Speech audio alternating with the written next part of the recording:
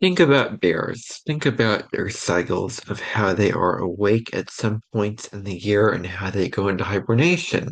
We're thinking the winter time of year. Well, we've been in hibernation on an intellectual level. And now, August 11th, we come out of hibernation. We come back to life because Mercury, the planet of communication, has been retrograde since July 18th, and it will turn direct on August 11th. So Mercury is waking up, getting out of hibernation. It'll start functioning again. You just have to give it some time and wait till some days after the station because Mercury needs its cosmic coffee. It needs its energy boost to get back into its normal, functioning.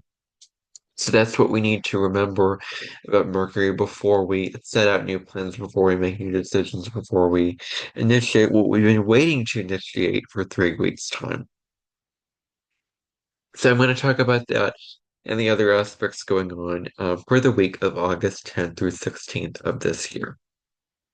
So to begin the week out on Sunday, August 10th, we have Mars in a beautiful harmonious trine with Pluto. So Mars is our planet of assertion. It is the divine masculine part of us, the one who wants to act, the one who doesn't want to sit and be an armchair astronaut. Pluto is the higher octave of Mars, which says, okay, what can we do to transform something? What can we do to become very empowered on a spiritual level? So, with this trine, which is an aspect of great harmony and flow, we need to become very assertive. We're becoming more assertive. We're standing up for ourselves in much bigger ways than we normally do. And we're more direct when it comes to manifesting our desires, putting our desires out into the world and claiming them and naming them and putting them into action. We need to eliminate challenges to our success. If there's any roadblocks, if there's any blockages to this, we have to overcome the challenge to get rid of the challenge. We can't just crawl up into a ball and put our head in the sand and avoid the challenge. We have to face the shadows. We have to face the obstacles. And then rising above those things, we can eliminate them. We need to also keep in mind about how we use our power. The right use of power is very, very important here. Are we abusing it? Are we being destructive with it? Are we being irresponsible with it? Or are we using it for the highest good of ourselves and for the highest good of the all?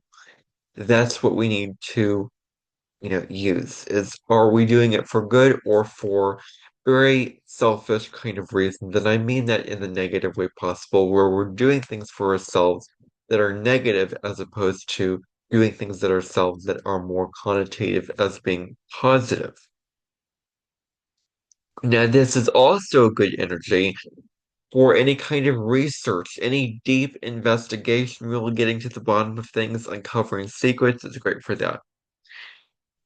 This is a transit which is all about going after your ambitions with persistence and determination.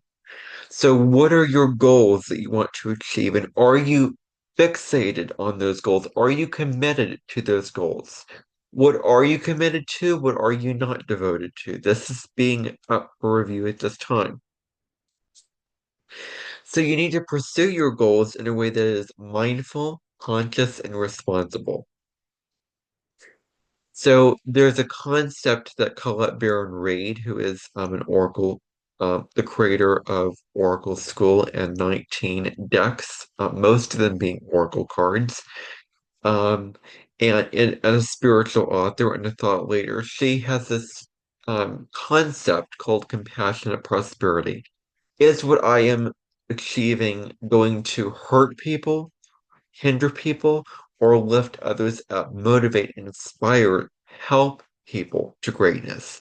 So that's what we need to keep in mind. Compassionate prosperity. We need to be very, very open to the perspectives and viewpoints of others. Yes, go after our goals, but also focusing on our relationships, focusing on the perspectives of others, being there for others' needs and wants. Now, we can also find that we're going into more reflective territory. We're going into our inner world. We're tralusing into our world. We're tralusing the world. We're going inside, going into reflection. That's what we're doing. We need to understand that success is a journey. It's a journey of growth and evolution, not a single destination. It's about the journey, how you grow as a person spiritually, mentally, emotionally, not necessarily fixated on the single destination. Now, August 11th, Monday, we have Mercury going direct at 4 degrees of Leo. Mercury going direct is a point of clarity, a point of newfound clarity that we didn't have during the Mercury retrograde. We had a trailer of that, a teaser of that during the Mercury Sun Cazimi, which was July 31st, but now we have the newfound clarity. We're seeing the things that happened around about June 30th to July 1st when Mercury first entered shadow in a different way. But besides that, we have a really, really big aspect happening on August 11th, and that is Saturn sextile Uranus.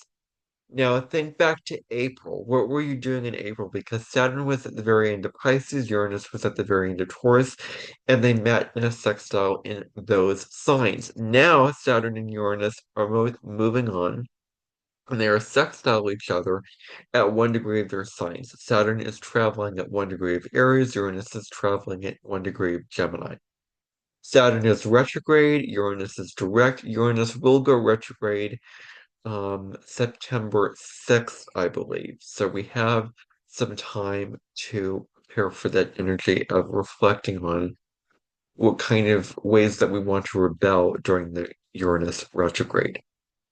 But anyway, sextile aspects are always windows of opportunity that we wisely take action on. So, with this aspect, we are very innovative, we're very creative, we're thinking out of the box, we're thinking unconventionally with a balance with conventionality, meaning we can manifest our ideas and our visions into practical reality, and we can make them real, we can make them tangible.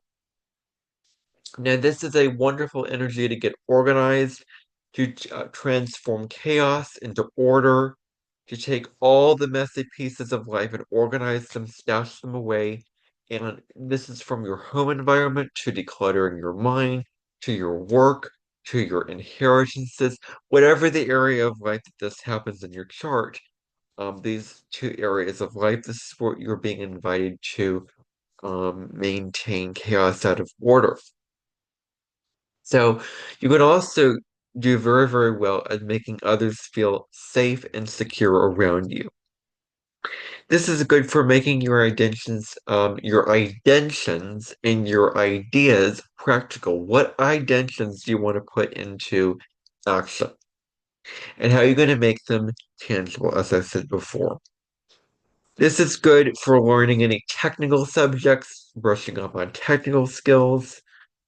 This is also about blending optimism, blending a sense of being creative and being liberated with a sense of being realistic and healthy limitations, healthy boundaries, which is Saturn's domain. This is good energy for collaboration, networking, working for others, and putting yourself in positions of management and leadership.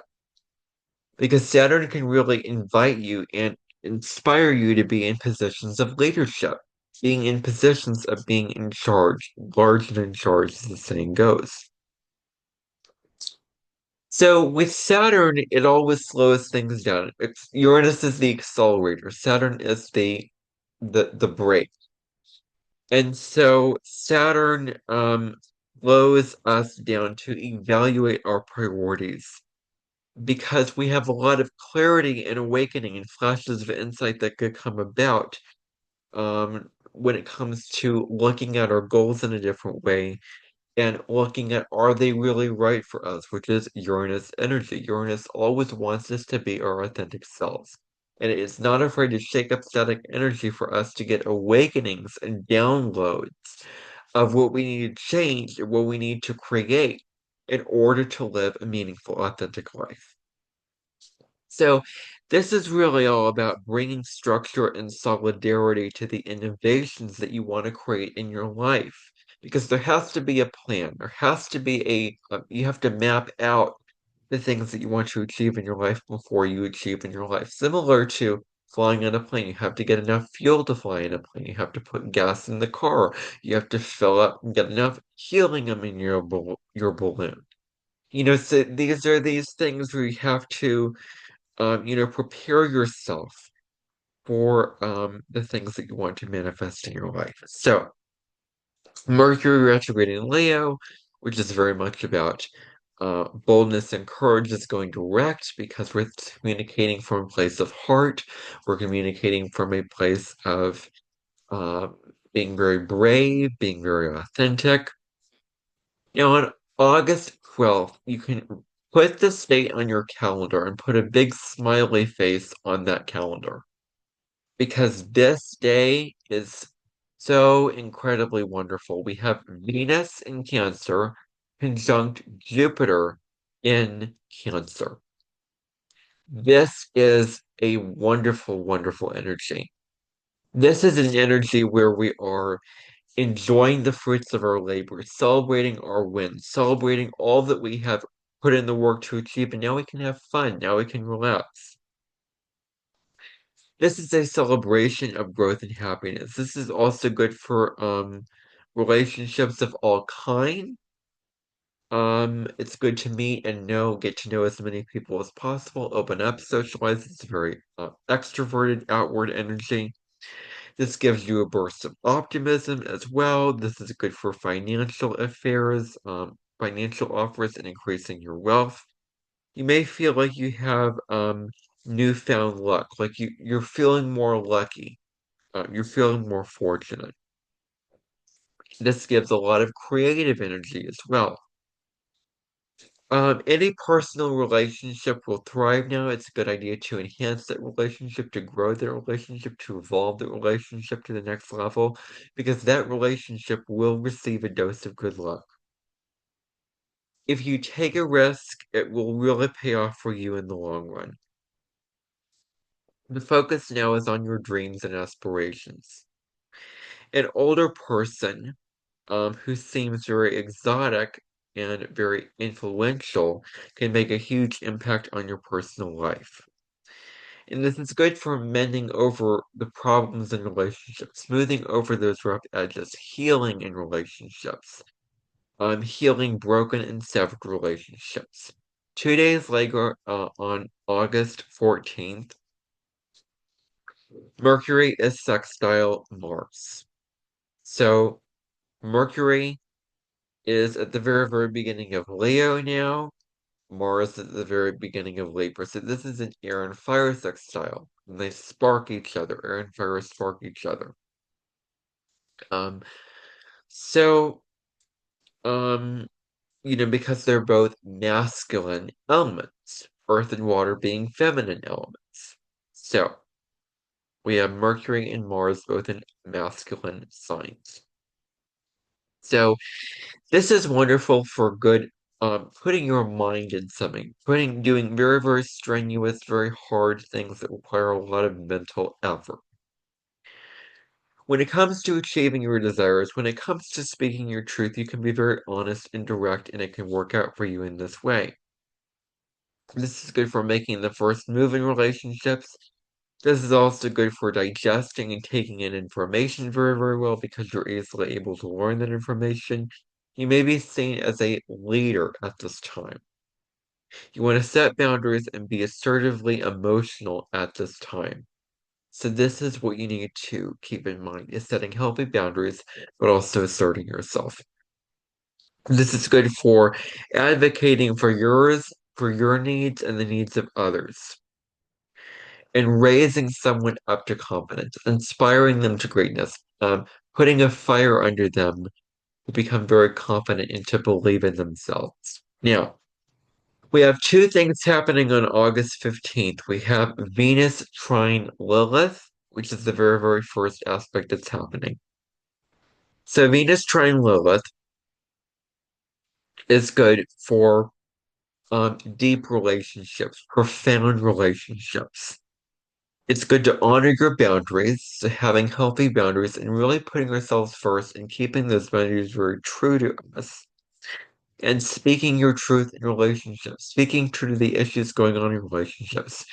And I strongly believe that we speak truth not just so that we can express ourselves, but because we want an issue fixed or changed. And if we think through our decisions, if we're very deliberate and we're very diligent about it, if we mean what we say and we say what we mean, those things that we say have to be intensified. They have to be manifested in your reality. So make sure that those issues that you want fixed, that those things that you want to address and express actually do happen. This is good for asserting your independent and inner nature, your wild, raw feminine nature. Good. This is good also for being independent, being very sovereign, and standing up for yourselves. This is good for unpacking our values as well, really getting honest about what our values are. What do we value? What matters the most to us? And are our values sustainable for the long term? So are our goals. So you may attract people to you that are comfortable being their authentic self, being their true self. You may draw those people close to you. And are your relationships sustainable for the long term? Now, we have an unaspected last quarter moon in Taurus at 23 degrees. So I believe this goes all the way back to the new moon in Taurus we had on May 19th of 2023. So you want to go back in your life and look at that new moon because you were setting seeds of intention at that time. And now we have a closation. Now we have a closure point of a last quarter moon in Taurus at 23 degrees, the sun being at 23 degrees of Leo, the moon being at 23 degrees of Taurus. The moon and sun are squaring each other. So last quarter moons are turning points. They're crossroads. They clear the way for the new moon, which will be on August 23rd, at the beginning of Virgo. So Taurus is all about the five senses. It's all about love and lust. Taurus is about what makes us feel secure on a material and also a creative or heart level, which is Leo energy. So what makes us feel secure materially is Taurus, and creatively and emotionally is Leo. Because Taurus is the water earth sign. It wants to feel secure emotionally, and it defines that through its material resources. And Leo is about the water fire sign. It's very emotional, it's very creative, it's very passionate. It's very much centered around the heart.